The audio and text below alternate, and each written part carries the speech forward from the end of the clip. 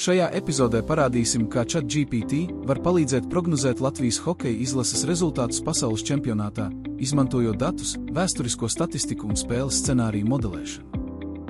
Vai Latvija iekļūs ceturtdaļfinālā? Fani diskutē, mediji min, bet kā skatās ChatGPT? Mākslīgais intelekts var palīdzēt izvērtēt spēles izredzes objektīvi, balstoties uz faktiem, formu un tendencēm. Pirms sāc piešķirt ChatGPT lomu. Tu esi hokeja spēļu rezultātu analītiķis un eksperts. Izmanto statistiku un vēsturiskos datus, lai sniegtu pamatotas prognozes. 1. Vēsturiskā statistika un spēļu analīze. Salīdzini Latvijas un Francijas izlases rezultātus pēdējos 5 pasaules čempionātos. ChatGPT var izvilkt tendences, piemēram, uzvaras, zaudējumi, vārtu starpības. 2. Aktuālā forma un sastāvs. Lūdz ChatGPT novērtēt, cik pieredzējusi ir šī gada izlase. Salīdzini Latvijas 23. un 24. gada sastāvu pēc NHL pieredzes un iepriekšējo turnīru statistikām.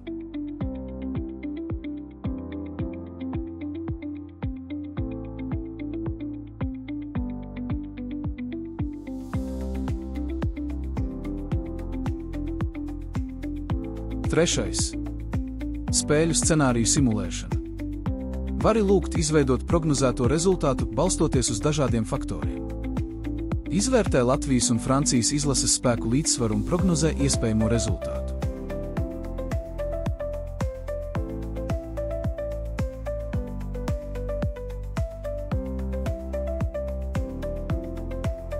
Tagad pajautāsim tieši.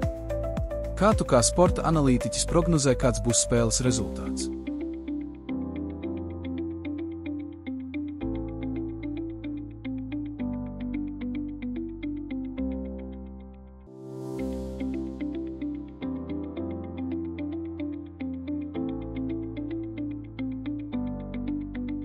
ChatGPT nevar paredzēt nākotni, bet tas var palīdzēt izdarīt pamatotas prognozes. Kombinējot datus ar līdzjutēju izjūtām, vari izveidot savas prognozes un pat spēlēt minēšanas spēles ar draugiem. Neatkarīgi no tā, vai esi kaislīgs hokeja līdzjutējs vai vienkārši vēlies pārsteigt draugus ar precīzu minējumu, ChatGPT ir tavs analītiskais palīgs. Ja vēlies redzēt līdzīgus video, abonē kanālu un esi pirmais, kurš noskatīsies jaunāko video.